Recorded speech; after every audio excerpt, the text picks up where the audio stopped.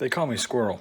What's going on, Squirrel Squad? It's your boy, the Squirrel, and I gotta tell you, man, I've really been enjoying some Pete and Dud lately. I did the Busty thing, and I did the Jesus thing, and now I'm gonna do the Worst Bloody thing. So, let's get into the Worst Bloody thing that could happen to you. It's a sketch by Pete and Dud from 1965. Wow. 1965. This is 58 years old. That's crazy. We're about to watch a 58-year-old comedy sketch that we'll probably laugh at because if it's good comedy, it's timeless. Pete and Dud, these guys have been so far so good. They've been delivering like hell for me. Really appreciate it. I thought this would be something fun to throw out here to start out the week. I hope you folks enjoy this, and let me know down below. Start listing off your favorite Pete and Dud skits because I'm going through the Pete and Dud videos and people have been telling me, and I want to do more because I really enjoy these. I love that these are so old. A lot of these have like the little letters and numbers on the screen and stuff. That's fine. Pretty good luck so far. They've all been allowed through.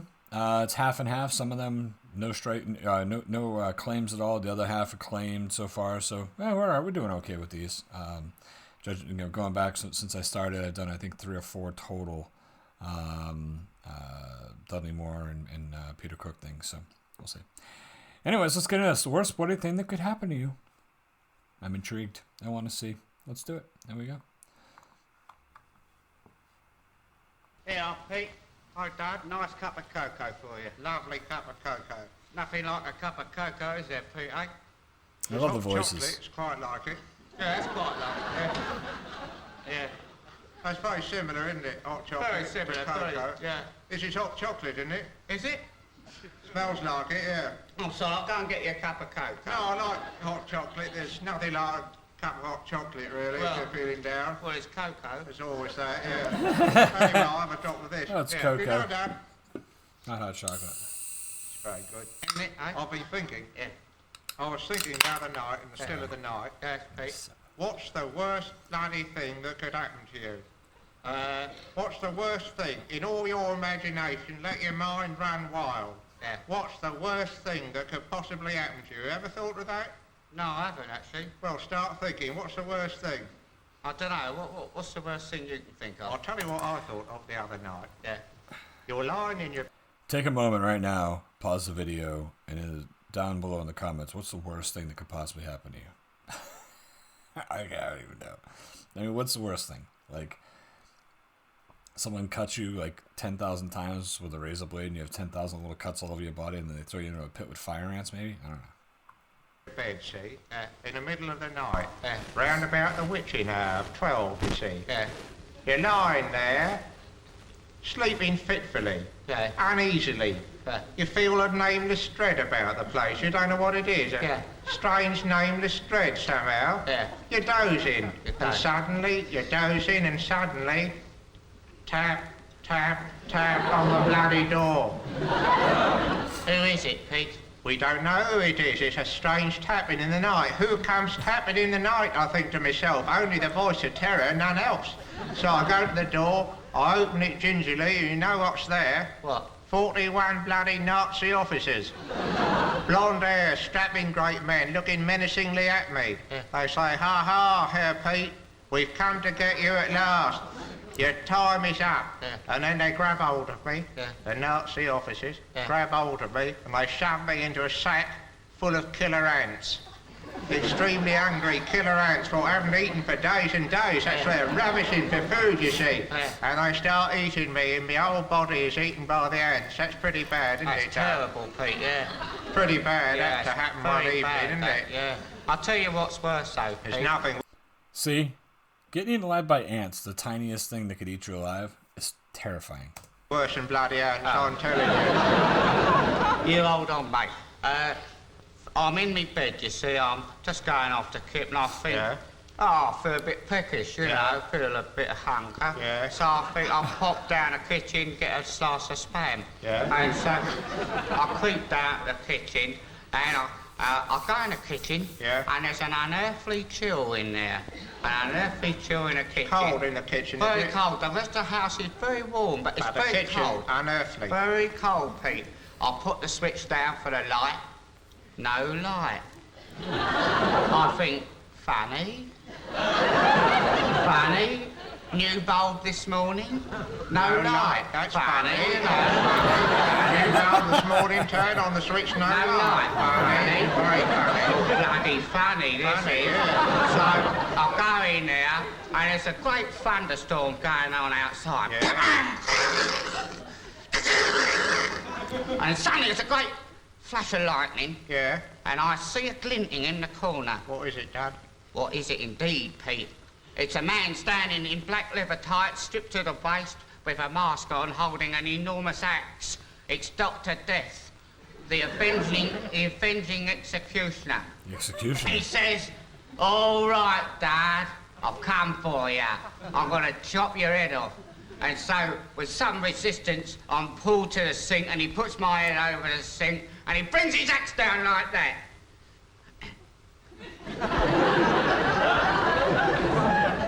Is that it? Is that all it is? Yes. An axe comes down in the neck, that's bloody nothing compared to the ants moving all over you, grabbing out bits of flesh and throwing them up in the air and catching them in their tiny paws and stuffing it in their mouth. No, well, in fact, what happens, Pete, is it only nicks me the first time. Oh, it's even better. You're laughing with a nick in your neck, aren't No. you? There's nothing wrong there. It's very sore, Pete. It's very sore, the nick. And then the next time he goes bang with the axe, and my head falls off in the sink, and I run round the kitchen screaming. Screaming no head. You should have run around the kitchen screaming before he knocked your head off, shouldn't you? Yeah, I forgot. That's nothing compared to the ants, Dad, you see, because the trouble with these ants, what I didn't tell you was another facet of the ants, Yeah. was the Nazis, with their infinite cunning and bestiality, had trained the ants to eat extremely slowly. Yeah. What's more, they've got The cunning of bestiality. coagulant on their teeth, so when they bite into you, you don't bleed. Ah. There's a strange, non-bleeding pull out the eating that goes on. And so it takes ages and ages till they've chewed you away to about quarter of an inch you're still living. That's what's so bloody awful about the ants. No, I'll tell you what's worse than that, though. Worse Pete. than ants? I'll You'll tell be you lucky. I'll tell you what's worse. It's, I'm up in bed, feel a bit dozy. I think Yeah. I've left my socks out on the lawn, you see, in the garden. Yeah. So I pop downstairs, I go down, Yeah. I open the door, Cool, go in yeah. the garden. In the It's a garden. very balmy night, it's a balmy breeze blowing, there's a big full moon up there with the clouds scudding across it. Scud, they go like that. Yeah. And I'll go in the garden, I'll get my socks off the line, and then suddenly, in the light of the moon, I see something lurking by the clothes pole. What is it, Dad? What is it indeed, Pete? It's a beautiful woman. Well, that's all right then. There's nothing wrong with that. No, but she's a bit menacing. She's got one of them black dresses on Yeah. with a gold belt, Yeah. and she's slit up to here, all to the dress, so you can see her perfectly formed alabaster legs. And Alabaster she's got legs. these fangs in her teeth, and I Yeah. hear a wolf in the distance going, "Ooh," like that, or some animal in unbearable agony. Yeah. And she's transfixed me with her stare. Yeah. She's got me in her stare, and I'm overcome with a terrible lust. And she says, "Dad, come here, Dad. Come on here, Dad. I've got something for you." So I go up there, and she lifts her hand to me, and just as I get there, she goes smack round my face, and she vanishes like that. And I look down at my hands, and my socks have turned to ice. And that's it? That's bad? That's terrible. Bloody old wolf woman in the garden, bad. That's nothing compared to the ants. I'll tell you something that will make you think what something's bad is. I'm staying down in the country Yeah. with Daphne du Maurier. And her place down in the country, Shangri-La, menacing great pile, if ever you saw one. Yeah. We've just finished supper Yeah. by candlelight. Yeah. I decide to wend my way to the room upstairs, to Yeah. my bedroom. Yeah. The stairs creak. Somewhat similar to what you're doing there. But I think creaking stairs, that's nothing, you know. I'm not a superstitious man. Creaking stairs could happen anywhere. So I get into the room, Yeah. which happens to be the room where 50 years previously to the day, a nun had hanged herself. Stupid old bag. And